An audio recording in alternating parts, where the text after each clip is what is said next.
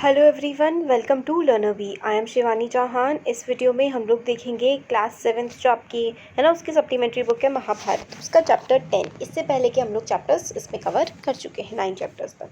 तो चैप्टर 10 है लाख का घर। तो देखिए, लाख ना क्या होता है, इससे काफ़ी सारी चीज़ें बनाई जाती हैं। ये एक कीड़े से बनता है और मतलब इससे जैसे कि बैंगल्स वगैरह और काफ़ी सारे डेकोरेटिव आइटम्स बनाए जाते हैं। इससे घर बनाया हुआ था, लाख का घर बनाया था, लाक्षागृह इसको बोला गया था। और मतलब पांडवों को मारने के लिए इसको बनाया था। देखते हैं, भीमसेन का शरीर बल और अर्जुन की युद्ध कुशलता देखकर दुर्योधन की जलन दिन पर दिन बढ़ती ही गई। तो भीमसेन, जो भीम थे, उनका शरीर मतलब वो बहुत ज़्यादा स्ट्रॉन्ग थे और जो अर्जुन है वो बहुत ही ज़्यादा अच्छा तीर चलाते थे। तो ये सब देख के ना दुर्योधन बहुत जलता था। वह ऐसे उपाय सोचने लगा कि जिससे पांडवों का नाश हो सके।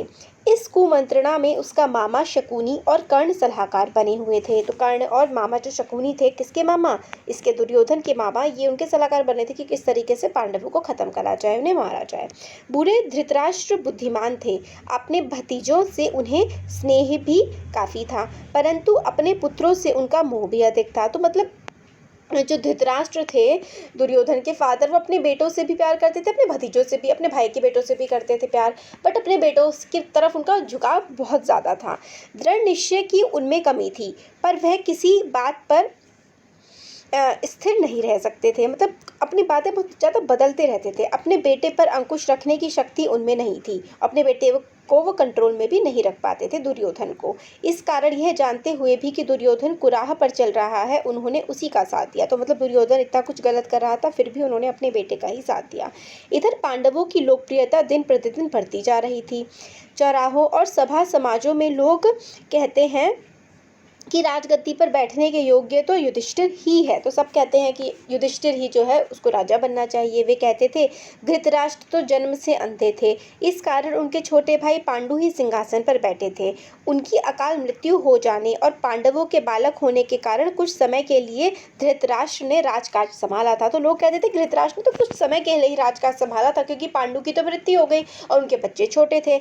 अब युधिष्ठिर बड़े हो गए हैं, तो फिर आगे धृतराष्ट्र को राज्य उन्हीं के अधीन रखने का क्या अधिकार? तो मतलब धृतराष्ट्र को जो है अपने अधीन में, अपने अंडर ही राज्य नहीं रखना चाहिए और जो है युधिष्ठिर को राजा बना देना चाहिए। पितामह भीष्म का तो कर्तव्य है कि वह धृतराष्ट्र से राज्य का भार युधिष्ठिर को दिलवा दे।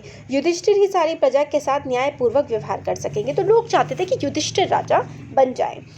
और मतलब क्योंकि अभी तो वो थे धृतराष्ट्र, किसके? पांडु के बड़े भाई थे, बट वो जन्म से अंधे थे, तो मतलब उनको राजा नहीं बनाया गया था, पांडु को बनाया गया था, जो हमने इससे पहले के वीडियोस में देखा। बट पांडु की जो है मृत्यु हो गई थी, तब उनके बच्चे छोटे थे, बट अब तो युधिष्ठिर बड़े हो गए हैं, अब तो उनको ही राजा बनना चाहिए। इस तरीके की बातें लोग किया करते थे।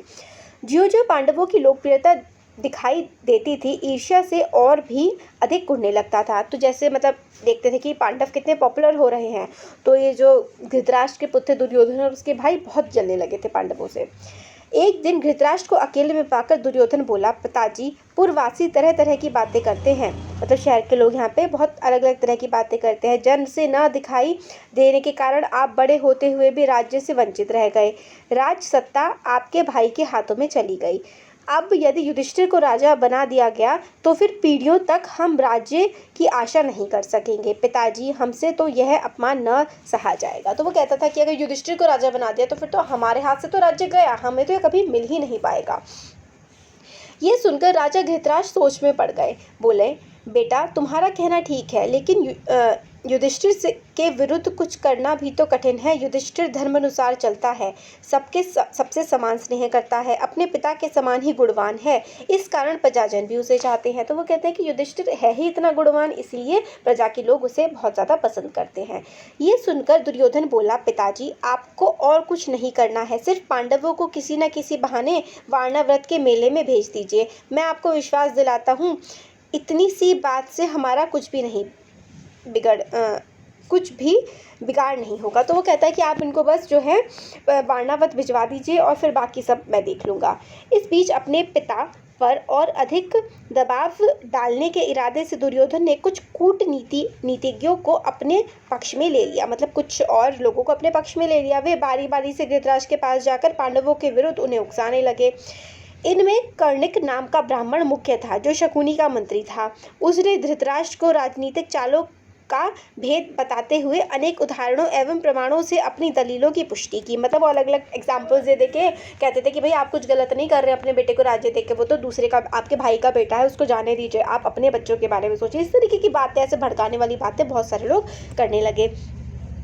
अंत में बोला राजन, मतलब वही इंसान जो भड़का रहा था, जो ऐश्वर्यवान है वही संसार में श्रेष्ठ माना जाता है। यह बात ठीक है कि पांडव आपके भतीजे हैं, परंतु वे बड़े शक्ति संपन्न भी हैं। इस कारण अभी से चौकन्ने हो जाइए। आप पांडु पुत्रों से अपनी रक्षा कर लीजिए, वरना पीछे पछताइएगा। तो वो कहने लगे कि पांडव ठीक है, अच्छे हैं, मगर वो इतने शक्तिशाली हैं कि आपको आगे जा करके उनसे खतरा हो सकता है। कर्णिक एक पर्सन था, वही तो भड़का रहा था। कर्णिक की बातों पर धृतराष्ट्र विचार कर रहे थे कि दुर्योधन ने आकर कहा, पिताजी आप अगर किसी तरह पांडवों को समझाकर वारणावत भेज दें तो नगर और राज्य पर हमारा शासन पक्का हो जाएगा। फिर पांडव बड़ी खुशी से लौट सकते हैं और हमें उनसे कोई खतरा नहीं रहेगा। तो फिर वो कहने लगे कि आप पांडवों को किसी तरह वारणावत भेज दो, और कुछ टाइम के लिए वो लोग बाहर रहेंगे और फिर हम लोग यहाँ पे सब कुछ संभाल लेंगे, सब कुछ अपने फेवर में कर लेंगे, फिर पांडव आ जाएंगे वापस, तो हमें उनसे कोई खतरा नहीं रहेगा। दुर्योधन और उसके साथी धृतराष्ट्र को दिन रात इसी तरह पांडवों के विरुद्ध कुछ ना कुछ कहते सुनाते रहते और उन पर अपना दबाव डालते रहते। आखिर धृतराष्ट्र कमजोर पड़ गए और उनको लाचार होकर अपने बेटे की सलाह माननी पड़ी। तो सब लोग भड़का रहे थे हर तरफ से, बहुत सारे लोग। तो दुर्योधन ने ठीक है मान ही ली बात, धृतराष्ट्र ने दुर्योधन की बात मान ही ली। दुर्योधन के पृष्ठपोषकों ने वारणावत की सुंदरता और खूबियों के बारे में पांडवों को बहुत ललचाया। तो दुर्योधन के लोगों ने खूब ललचाया पांडवों को कि वारणावत कितना अच्छा है। ये वो कहा कि वारणावत में एक भारी मेला होने वाला है, जिसकी शोभा देखते ही बनेगी। उनकी बातें सुन सुनकर खुद पांडवों को भी वारणावत जानने की उत्सुकता हुई, यहाँ तक कि उन्होंने स्वयं आकर धृतराष्ट्र से वहाँ जाने की अनुमति मांगी। तो उनको भी इतना चढ़ा दिया कि धृतराष्ट्र से आकर के खुद ही उन्होंने अनुमति मांगी कि हम लोग वारणावत जाना चाहते हैं। धृतराष्ट्र की अनुमति पाकर पांडव बड़े खुश हुए और भीष्म आदि से विदा लेकर माता कुंती के साथ वारणावत के लिए रवाना हो गए। पांडवों के चले जाने की खबर पाकर दुर्योधन की खुशी की तो सीमा न रही। दुर्योधन तो बड़े खुश हो गए, क्या बढ़िया बढ़िया हो गया, मजे आ गए, लोग चले गए। वह अपने दोनों साथियों कर्ण और शकुनी के साथ बैठकर पांडवों तथा कुंती का काम तमाम करने का उपाय सोचने लगा। तो किस तरीके से अब इनका काम तमाम किया जाए। उसने अपने मंत्री पुरोचन को बुलाकर गुप्त रूप से सलाह दी और एक योजना बनाई। तो उसने पुरोचन को बुलाया और एक योजना बनाई। पुरोचन ने सारा काम पूर्ण सफलता के साथ करने का वचन दिया और तुरंत वारणावत के लिए रवाना हो गया। तो वो उनका पुरोचन जो था उनका मंत्री, वो भी वहाँ से वारणावत चला गया। एक शीघ्रगामी रथ पर बैठकर पुरोचन पांडवों से बहुत पहले वारणावत जा पहुंचा। तो पांडवों से काफ़ी पहले वो वारणावत पहुंच गया। वहां जाकर उसने पांडवों के ठहरने के लिए सन, घी, मोम, तेल, लाख, चर्बी आदि जल्दी आग पकड़ने वाली चीज़ों को मिट्टी में मिलाकर एक सुंदर भवन बनाया। तो बहुत सारी, मतलब लाख हो गया और घी और चर्बी, इन सब का महल उसने बनाया जिससे कि एकदम वो जल जाए। इस बीच अगर पांडव वहां जल्दी पहुंच गए तो कुछ समय उनके ठहरने के लिए एक और जगह का प्रबंध पुरोचन ने कर दिया। तो मतलब अगर वो जल्दी भी पहुंच गए ना तो किसी और जगह उनको रुकवा देंगे।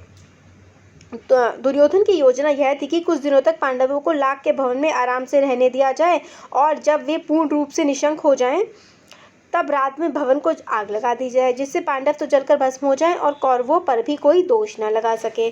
तो मतलब इस तरीके की योजना बनाई कि कुछ दिनों तक तो वो उस लाख के घर में रहेंगे और एकदम फिर रात में उनको, उस लाख का घर था वो, तो क्योंकि ऐसी ऐसी चीज़ें थी जो एकदम से जल जाएं, वो जल जाएंगी और लोगों को लगेगा कि ये तो गलती से आग लगी है और किसी को पता भी लगेगा, पांडव मर जाएंगे और इनको, ये भी लोग भी बच जाएंगे, इनके पास अपना राज्य रह जाएगा सारा। अब आता है पांडवों की रक्षा। किस तरीके से पांडवों की रक्षा हुई।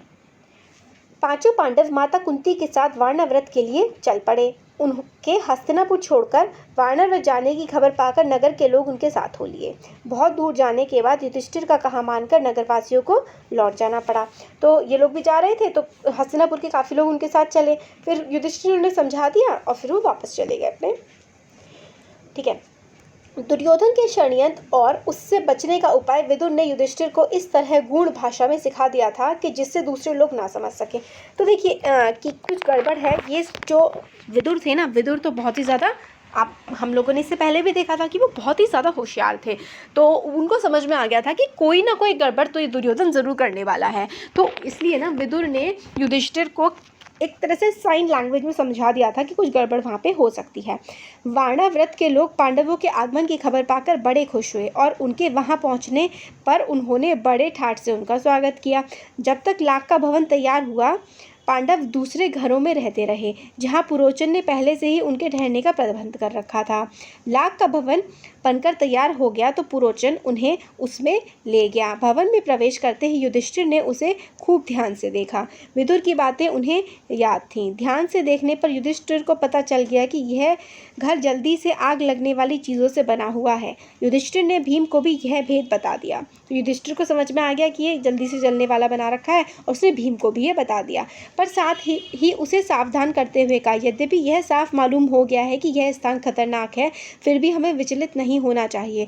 पुरोचन को इस बात का ज़रा भी पता न लगे कि उसके षड्यंत्र का भेद हम पर खुल गया है। तो मतलब ये कहा कि पुरोचन को पता नहीं लगे कि हमें ये सब के बारे में पता लग गया है।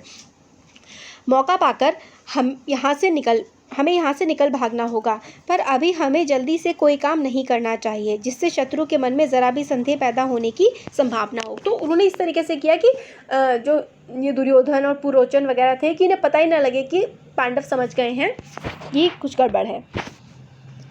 युधिष्ठिर की इस सलाह को भीमसेन सहित सब भाइयों तथा कुंती ने मान लिया।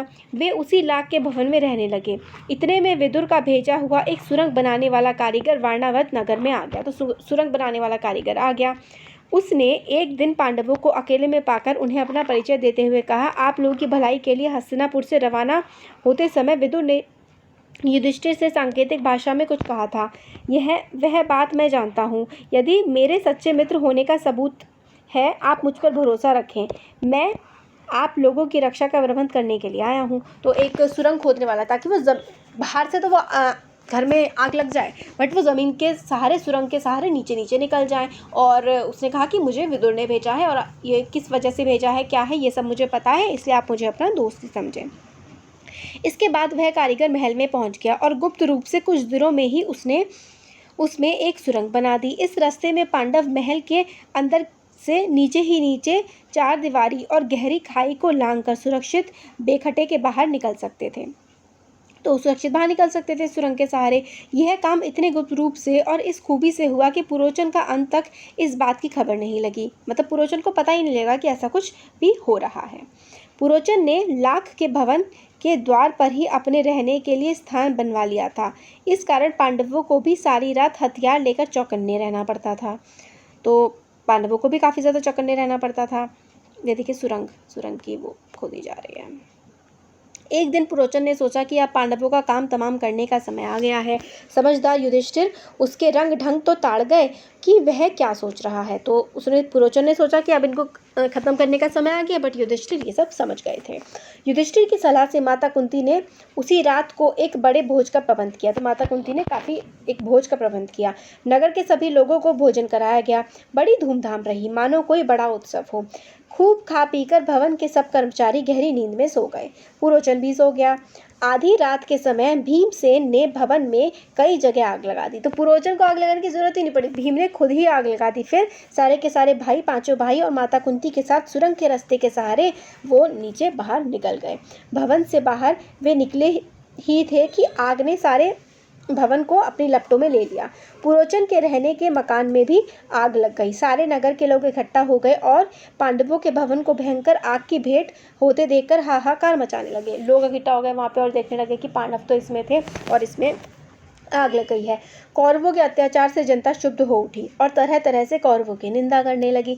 अब उनको तो समझ आ गया था कि ये तो किसी ने लगवाई है, तो अब कौरवों की और भी ज़्यादा बुराई होने लगी। लोग क्रोध में अनाप शनाप बकने लगे, हाय तौबा मचाने लगे। उनके देखते देखते सारा भवन जलकर राख हो गया। पुरोचन का मकान और स्वयं पुरोचन भी आग की भेंट हो गया। तो वो कहते हैं ना, खड्डा खोदते हैं तो खुद ही उसमें गिरते हैं, तो वही बात हो गई। वानरव्रत के लोगों ने तुरंत ही हस्तिनापुर में खबर पहुंचा दी कि पांडव जिस भवन में ठहराए गए थे वे जलकर राख हो गया और भवन में कोई भी जीता नहीं बचा। धृतराष्ट्र और उसके बेटों ने पांडवों की मृत्यु का बड़ा शोक मनाया। वे गंगा किनारे गए और पांडवों तथा कुंती को जलांजलि दी।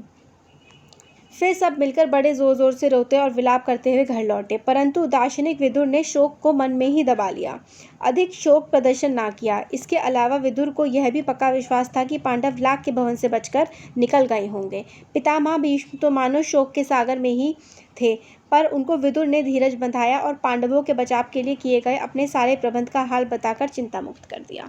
तो विदुर ने बता दिया कि किस तरीके से उन्होंने पांडवों को बचाने का पहले से इंतजाम कर लिया था, और तो उनको भी समझ में आ गया भीष्म को कि भाई वो ठीक ही होंगे पांडव। लाख के घर को जलता हुआ छोड़कर पांचों भाई माता कुंती के साथ बच निकले और जंगल में पहुंच गए। जंगल में पहुंचने पर भीमसेन ने देखा कि रात भर जगे होने तथा चिंता और भय से पीड़ित होने के कारण चारों भाई बहुत थके हुए हैं। माता कुंती की दशा तो बड़ी ही दयनीय थी। तो मतलब चारों भाई, तो भीम ने देखा कि चारों भाई बहुत थक गए हैं, माता भी बहुत थक गई हैं। तो भीम ने माता को उठाकर अपने कंधे पर बैठा लिया और नकुल और सहदेव को कमर पर ले लिया। युधिष्ठिर और अर्जुन को दोनों हाथों से पकड़ लिया और उस जंगल के रास्ते में उन्मत्त हाथी के समान झाड़ झंकार से पेड़ पौधों को इधर उधर हटाता व रौंदता हुआ तेजी से चलने लगा। तो मतलब वो इतना स्ट्रांग था ना कि उसने अपनी माता को भी कंधे पे बैठा लिया और अपने दोनों भाइयों को कमर पे और बाकी दो भाइयों को हाथों पे, मतलब बहुत स्ट्रांग थे वो भीम। तो वो चलने लगे जंगल में। जब वे सब गंगा के किनारे पहुंचे तो वहां विदुर की भेजी हुई एक नाव मिली। युधिष्ठिर ने मल्लाह से सांकेतिक प्रश्न करके जांच लिया कि वह मित्र है। वे लोग अपने दिन शाम होने तक चलते ही रहे ताकि किसी सुरक्षित स्थान पर पहुंच जाएं। फिर वो फाइनली किसी सुरक्षित स्थान पर नाव के द्वारा पहुंच गए। सूरज डूब गया और रात हो चली थी। चारों तरफ अंधेरा छा गया। कुंती और पांडव एक तो थकावट के मारे चूर हो रहे थे, ऊपर से प्यास और नींद भी उन्हें सताती थी। चक्कर सा आने लगा, एक पग भी आगे बढ़ना असंभव हो गया। भीम के सिवाय और सब भाई वहीं जमीन पर बैठ गए।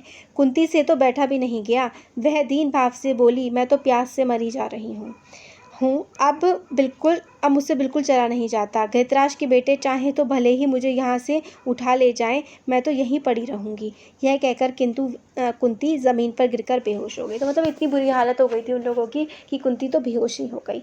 माता और भाइयों का यह हाल देखकर शोक से के मारे भीमसेन का हृदय दग्ध हो उठा। बस भीम काफ़ी स्ट्रांग थे ना, तो वो फिलहाल ठीक ही थे, बट वो बहुत ज़्यादा परेशान हो गए थे भाई और अपनी माँ का यह हाल देखकर। वह उस भयानक जंगल में बेधड़क घुस गया और इधर उधर घूम घूम कर उसने जलाशय का पता लगा लिया। तो फिर वो जंगल में घुसे और कहीं पर तालाब हो गया, कुछ हो पानी, तो पता लगा लिया। पानी लाकर माता और भाइयों की प्यास बुझाई। पानी पीकर चारों भाई और माता कुंती ऐसे सोए कि अपनी सुध-बुध तक ना रही। तो मतलब पानी पीकर भाई एकदम सो गए। चिंतित भाव से जो भीमसेन था वो चुपचाप मतलब वहाँ पर बैठे हुए थे, बाकी सब भाई और कुंती सो गए थे। पांचों भाई माता कुंती को लिए अनेक विघ्न बाधाओं का सामना करते और बड़ी मुश्किलें झेलते हुए उस जंगली रास्ते से आगे बढ़ते ही चले गए। वे कभी माता को उठाकर तेज चलते, कभी थके मांदे बैठ जाते, कभी एक दूसरे से होड़ लगाकर रास्ता पार करते। वे ब्राह्मण ब्रह्मचारियों का वेश धरकर एक चक्रा नगरी में जाकर एक ब्राह्मण के घर रहने लगे। तो फिर वो ऐसे जंगल वंगल पार करके उन्होंने ब्राह्मणों का वेश बना लिया और एक चक्रा नगरी में जाकर के वो रहने लगे। माता कुंती के साथ पांचों पांडव एक चक्रा नगरी में भिक्षा मांगकर अपने दिन गुजारने लगे। तो भीख मांग के अपने दिन गुजारने लगे वो लोग। अब भिक्षा के लिए जब पांचों भाई निकल जाते तो कुंती का जी बड़ा बेचैन हो जाता। वह बड़ी चिंता से उनकी बाट जांचती रहती। उनके लौटने से में ज़रा भी देर हो जाती, कुंती के मन में तरह तरह की आशंकाएं उठने लगती। तो वो लोग भीख मांग के फिर भिक्षा मांग करके अपना जीवन व्यापन करने लगे थे। पांचों भाई भिक्षा में जितना भी भोजन लाते, कुंती उनके 2 हिस्से कर देती। एक हिस्सा भीमसेन को देती और बाकी आधे में से 5 हिस्से करके चारों बेटे और खुद खा लेते। तो मतलब जितना भीमसेन बहुत ज़्यादा खाते थे ना, तो 2 भाग करके एक भीमसेन को, बाकी जो दूसरा भाग था उसमें से कुंती और बाकी चारों बेटे खाते। तिस पर भी भीमसेन की भूख नहीं मिटती थी। हमेशा ही भूख रहने के कारण वह दिन प्रतिदिन दुबला होने लगा। तो वो काफ़ी पतला होने लगा था क्योंकि वो बहुत ज़्यादा खाता था। भीमसेन का यह हाल देखकर कुंती और युधिष्ठिर बड़े चिंतित रहने लगे।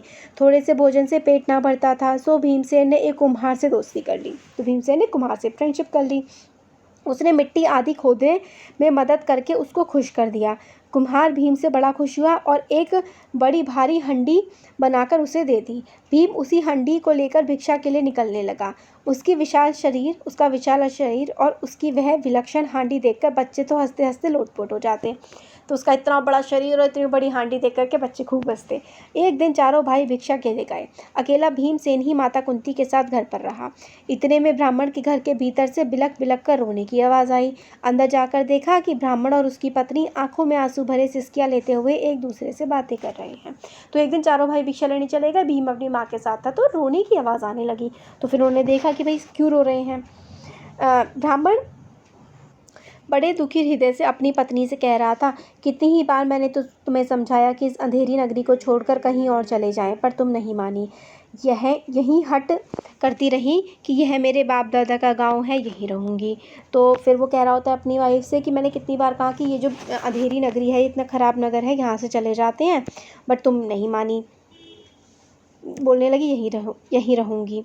अपनी बेटी की भी बलि कैसे दे दूँ और पुत्र को कैसे काल कवलित होने दूँ। यदि मैं शरीर त्यागता हूँ तो फिर इन अनाथ बच्चों का भरण पोषण कौन करेगा। हाय, अब मैं क्या करूँ। और कुछ करने से तो अच्छा उपाय है कि हम सभी एक साथ मौत को गले लगा लें, यही अच्छा होगा। फिर वो मतलब इस तरीके की बातें कर रहे थे कि मैं अपने बेटे का बलिदान कैसे दूँ, और मैं चला जाऊँ तो ये तो अनाथ हो जाएंगे, फिर इनका क्या होगा। फिर वो कहने लगे कि हम सब एक साथ ही अपना बलिदान दे देते हैं। और ये सब कहते कहते वो रोने लगे। ब्राह्मण की पत्नी रोती रोती बोली, प्राणनाथ, मुझे मरने का कोई दुख नहीं है। मेरी मृत्यु के बाद आप चाहे तो दूसरी पत्नी ला सकते हैं। अब मुझे प्रसन्नतापूर्वक आज्ञा दे ताकि मैं राक्षस का भोजन बन सकूं। तो वहाँ पे ना एक राक्षस आता था और वो कहता था कि मेरे को मतलब खाना चाहिए, रोज़ एक ना एक इंसान मेरे पास आएगा। तो हर परिवार के मेंबर्स की टर्न लगती थी जाने की। तो इस टाइप का कुछ था। पत्नी की ये व्यथा भरी बातें सुनकर ब्राह्मण सिना रहा गया। वह बोला, प्रिय, मुझसे बड़ा दुरात्मा और पापी कौन होगा जो तुम्हें राक्षस की बलि चढ़ा दे और खुद जीवित रहे। तो कहता है कि मैं तुम्हें राक्षस को कैसे दे दूं और खुद जिंदा रहूं। माता पिता को इस तरह बातें करते देख ब्राह्मण की बेटी से नहा रहा गया।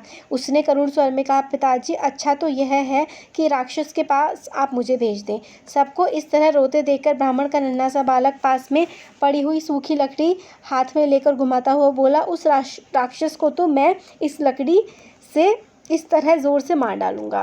तो फिर वो कहने लगा कि मैं इसको मार डालूंगा, राक्षस को, छोटा सा बच्चा। कुंती खड़ी खड़ी ये सब देख रही थी। अपनी बात कहने का उससे ठीक मौका देखा तो बोली, हे ब्राह्मण, क्या आप कृपा करके मुझे बता सकते हैं कि आप लोगों को किस असमय दुख का कारण क्या है? आप लोग सब इतने क्यों दुखी हैं? ब्राह्मण ने कहा, देवी सुनिए, इस नगरी के समीप मतलब इस नगर के पास एक गुफा है जिसमें बक नामक एक बड़ा अत्याचारी राक्षस रहता है। तो बक नाम का एक राक्षस रहता है।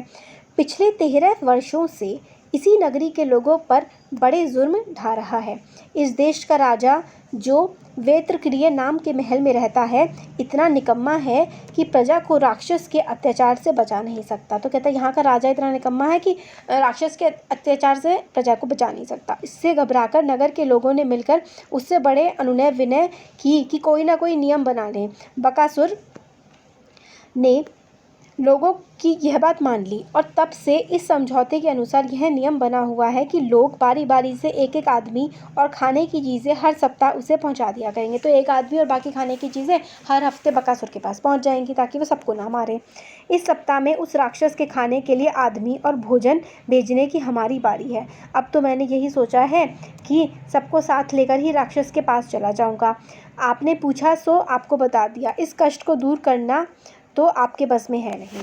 तो फिर वो कहने लगा कि भाई अब तो हमें किसी ना किसी को जाना ही पड़ेगा। तो मैंने सोचा हम पूरा परिवार ही उस राक्षस के पास चले जाते हैं, और आपने पूछा तो बता दिया, पर आप हमारी क्या मदद कर सकते हो। ब्राह्मण की बात का कोई उत्तर देने से पहले कुंती ने भीमसेन से सलाह की। उसने लौटकर कहा, प्रियवर, आप इस बात की चिंता छोड़ दो। मेरे 5 बेटे हैं, उनमें से एक आज राक्षस के पास भोजन बनकर चला जाएगा। तो उन्होंने कहा कि मेरे 5 बेटे, उनमें से कोई एक चला जाएगा।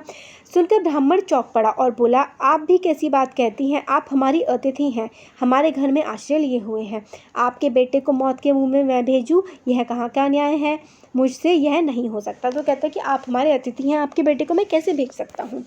कुंती को डर था कि यदि यह बात फैल गई तो दुर्योधन और उनके साथियों को पता लग जाएगा कि पांडव एक चक्र नगरी में छिपे हैं। इसलिए उसने ब्राह्मण से इस बात को गुप्त रखने का आग्रह किया था। कुंती ने जब भीमसेन को बताया कि उसे बकासुर के पास भोजन सामग्री लेकर जाना होगा तो युधिष्ठिर झींक उठे और बोले, यह तुम कैसा दुस्साहस करने चली हो माँ। तो मतलब माँ ने तो डिसाइड कर लिया था कि भीम को भेजेंगे, बट युधिष्ठिर को ये बात बहुत ख़राब लगी। युधिष्ठिर की इन कड़ी बातों का उत्तर देते हुए कुंती बोली, बेटा युधिष्ठिर, इस ब्राह्मण के घर में हमने कई दिन आराम से बिताए हैं। जब इस पर विपदा पड़ी है तो मनुष्य होने के नाते हमें उसका मतलब बदला चुकाना चाहिए। मैं बेटा भीम की शक्ति और बल से अच्छी तरह परिचित हूँ। तुम इस बात की चिंता मत करो। जो हमें पांडव्रत से यहाँ तक उठा लाया, जिसने हिडिंब का वध किया, उस भीम के बारे में मुझे ना कोई डर है ना चिंता। भीम को बकासुर के पास भेजना हमारा कर्तव्य है। तो वो कहते हैं कि भाई ये हमें वन से उठा करके ले आया, इसने हिडिंब राक्षस का वध कर दिया, तो मतलब इसको हम भेज भी देंगे उसके पास तो ये उसको भी मार देगा। इस तरीके की बातें कुंती कहने लगी। इसके बाद नियम के अनुसार नगर के लोग खाने पीने की चीज़ें गाड़ी में रखकर ले आए। भीमसेन उछलकर गाड़ी में बैठ गया। शहर के लोग भी बाजे बजाते हुए कुछ दूर तक उसके पीछे पीछे चले। एक निश्चित स्थान पर लोग रुक गए और अकेला भीम गाड़ी दौड़ाता हुआ आगे गया। तो भीम खाना लेकर के फिर आगे जाने लगा। उधर राक्षस मारे भूखे तड़प रहा था। जब बहुत देर हो गई तो उसे क्रोध के साथ वह गुफा से बाहर आया। देखता है कि एक मोटा सा मनुष्य बड़े आराम से बैठा हुआ भोजन कर रहा है। यह देखकर बकासुर की आंखें क्रोध से एकदम लाल उठी। तो उसने देखा कि एक मोटा सा आदमी भोजन कर रहा है। इतने में भीमसेन की भी निगाह उस पर पड़ी। उसने हंसते हुए उसका नाम लेकर पुकारा। भीमसेन की यह ठिठाई देखकर राक्षस गुस्से में भर गया और तेजी से भीमसेन पर झपटा। भीमसेन ने बकासुर को अपनी ओर आते देखा तो उसने उसकी तरफ पीठ फेर ली और कुछ भी परवाह न करके खाने में लग गया। तो भीमसेन ने जो खाना लेके आया था वो खुद ही खाने लगा, और जैसे ही राक्षस आया तो राक्षस की तरफ उसने देखा, फिर नजर हटाई और फिर खाना खाने लग गया। खाली हाथों काम न बनते देखकर राक्षस ने एक बड़ा सा पेड़ जड़ से उखाड़ लिया और उसे भीमसेन पर दे मारा, परंतु भीमसेन ने बाएं हाथ से उसे रोक दिया। तो उसने पेड़ दे के मारा भीमसेन पे, बट भीमसेन ने तो एक हाथ से उसे रोक दिया। भीमसेन ने बकासुर को ठोकरे मारकर गिरा दिया और कहा, दुष्ट राक्षस, जरा विश्राम तो करने दे। तो भीमसेन ने उसको ठोकर मार के गिरा दिया और कहा कि जरा रुक जा, आराम तो करने दे। थोड़ी देर सुस्ताकर भीम ने फिर कहा, अच्छा अब उठो। बकासुर उठकर भीम के साथ लड़ने लगा। भीमसेन ने उसको ठोकरे लगाकर फिर गिरा दिया। इस तरह बार बार पछाड़ खाने के बाद राक्षस उठकर भिड़ जाता था। आखिर भीम ने उसे मुंह के बल गिरा दिया और उसकी पीठ पर घुटनों को मारकर उसकी रीढ़ की हड्डी तोड़ डाली। राक्षस पीड़ा के मारे चीख उठा और उसके प्राण पेखरू उड़ गए। भीमसेन उसकी लाश को घसीट लाया और उसे नगर के फाटक पर जाकर पटक दिया। फिर उसने घर आकर माँ को सारा हाल बताया। फिर उसने मार दिया उस राक्षस को, घर आकर के माँ को बताया। तो ये हम लोग के 2 चैप्टर्स आज हमने इसमें देख लिए हैं। अब आगे के चैप्टर्स आगे की वीडियो में देखेंगे। कैसा लगा ज़रूर बताइए। अच्छा लगा तो लाइक करिए, चैनल को सब्सक्राइब करिए, अपने फ्रेंड्स के साथ शेयर करिए। Thank you.